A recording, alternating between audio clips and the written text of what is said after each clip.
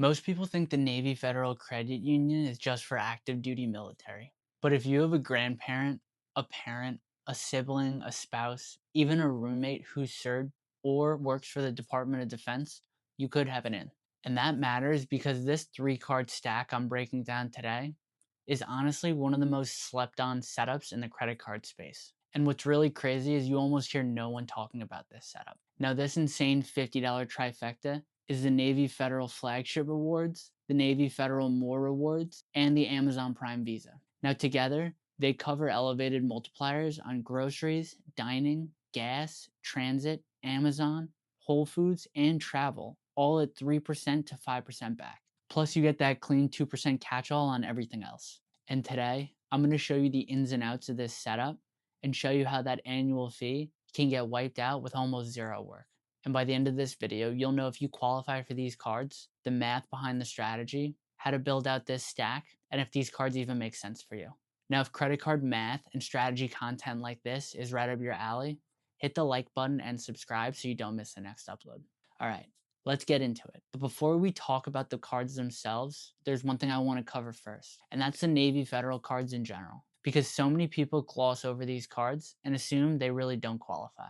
But the truth is, they may be leaving this stack on the table for no good reason. Now, Navy Federal is a credit union, which basically means there's a membership that's required before you can actually apply for these credit cards. And the common assumption here is that you need to be an active duty military member to actually get in. But really, that's not the case. If you're an active duty military member, a veteran, a Department of Defense employee, or a contractor, yes, you could qualify. But really, the part people miss here is that qualifying family or household members can also be eligible for these cards. Now, like I mentioned earlier, that can include anyone from spouses, grandparents, or even a household member like, say, a roommate. So if your grandpa served, if your sister's in the Air Force, if your college roommate works for the Department of Defense, you could have an in.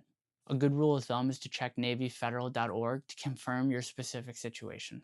But really, what I want you to understand here is that eligibility net is a lot wider than most people realize. So now once you figure out if you do qualify, how do you get access? Well, really the main way is to open up a shared savings account with a $5 minimum deposit. Now that gives you a member number, and from there, you can actually apply for their credit cards. Now that we know the back end behind Navy Federal Credit Union, let's talk about this stack specifically. Now, card number one is the Flagship Rewards, and this is the anchor of this whole setup. Now, the Flagship comes with a $49 annual fee, and I'm going to show you in about 2 minutes why that fee is basically a non-issue. But first, let's talk about what the card actually earns, because that's what makes it worth having. Now, this card earns 3x on travel, and that's broad coverage across things like flights, hotels, cruises, and more. It also earns 2x on everything else. Now, before we go any further, I want to be upfront about what these points actually are, because that's going to matter when we do the math. Now, these are not transferable points. There's no airline partners, no Hyatt sweet spots, no transfer ratios to figure out. Now, for the most part, these rewards are pretty simple, and we're going to assume a clean 1 cent per point valuation here. Now, that's the assumption for every number in this video, so keep that in mind. So now that we know that 3x travel is essentially a 3% back, and that 2x on everything else is essentially 2% back on everything else. Simple. And honestly, that simplicity is what makes this stack so interesting. No complexity, no devaluation risk, no annual scramble to justify joining some points currency ecosystem. What you earn is what you get. Now, one more thing worth noting about the Flagship is that it's a Visa signature card, so acceptance is excellent worldwide.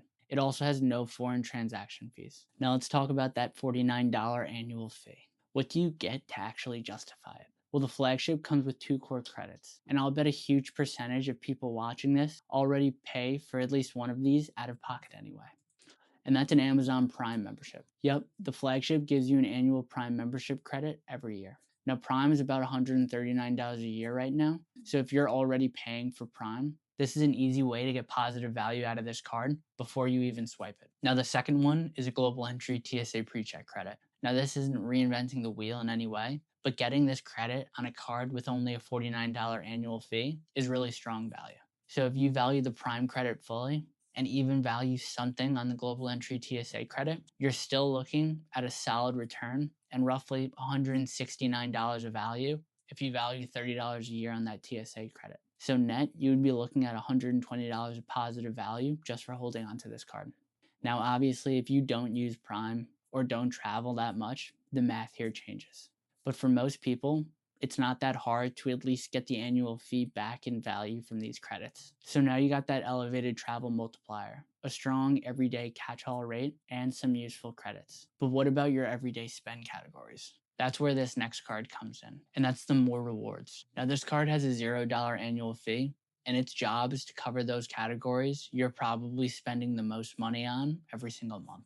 Now, this card gives you 3x on supermarkets, 3x on restaurants and food delivery, and 3x on gas stations and transit. It also gives you 1x on everything else. So effectively here, you'd be looking at a 3% back on groceries and dining, plus things like Uber Eats, DoorDash, gas fill-ups, and your local commute.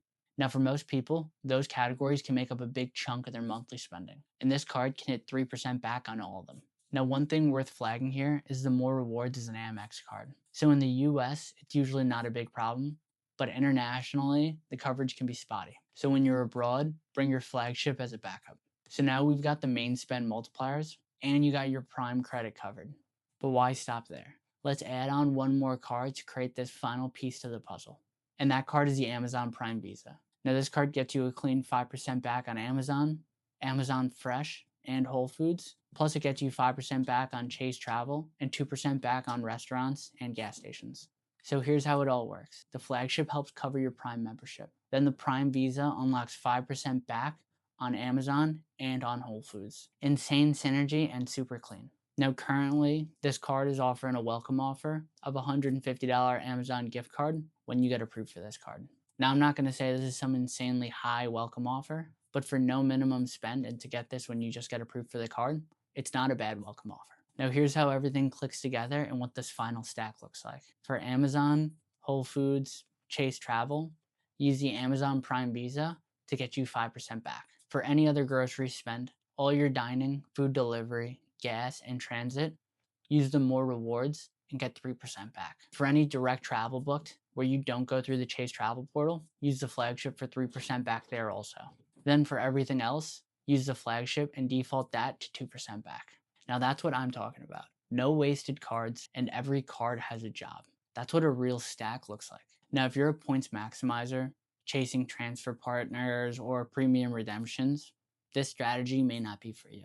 Really, this setup is built for the person who wants an ultra efficient cashback setup with a very low annual fee. And honestly, I think that simplicity is the point.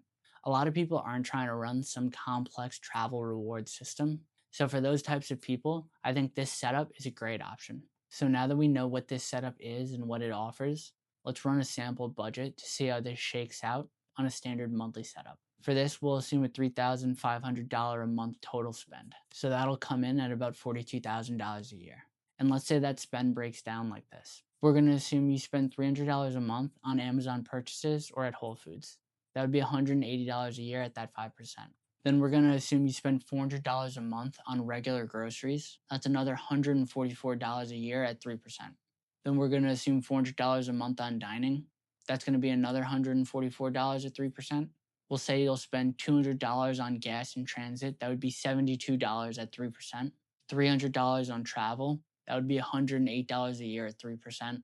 And finally, $1,900 a month on everything else. That would be $456 at 2%. Now, adding all of this up, that would give you a total of about $1,104 per year in rewards on that $42,000 in annual spend. Now, subtracting out the $49 Flagship annual fee, you'd be looking at $1,055 per year in net value. Now, this works out to roughly 2.63% in a gross return and about 2.5% in a net return after that annual fee. Now, one thing to remember here is that 2.5 net is actually before factoring in that Prime or Global Entry and TSA PreCheck credit. So if you're one of those people who would get value out of those credits, your actual return would likely be higher. Now just note here, this is a hypothetical spend profile, so your numbers will likely be different based on your individual situation and your individual spend. So now that we know the math and the cards, who's this stack really for? Well, I think first, it's for the people who qualify for Navy Federal Credit Union cards and have just been sleeping on them. Next, if you're already paying for Amazon Prime and would rather have that covered by a credit card instead, I think this is great for you.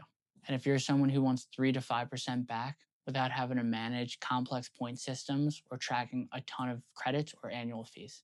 And yeah, if you don't qualify for Navy Federal Credit Union cards, this is a hard stop for you. Also, if you're a travel hacker who's trying to chase high value redemptions, or you don't mind optimizing with a bunch of different cards with high annual fees or credits, then this stack is probably too simple and not in your wheelhouse. But even still, if you do qualify for the Navy Federal cards, I would absolutely give this stack a second look to see if it makes sense for you. At an absolute bare minimum, even if you are a points maximalist, I'd take a look at the flagship, because if you're already paying for Prime, getting that covered on a roughly $50 annual fee card alone can make this card a strong case for basically anyone. And like I mentioned before, most people either don't know they're eligible or haven't really looked at these cards enough to even figure out if these cards make sense for them. So do yourself a favor and take a look at them to see if any of these actually work for your setup and lifestyle. So let me know your thoughts in the comments. Is this stack underrated, elite, or not even worth the hassle? I'd love to hear your take. And if this breakdown was useful for you or you learned something new, hit that like button and subscribe so you don't miss the next upload. I'll see you guys on the next one. I appreciate you all. Peace.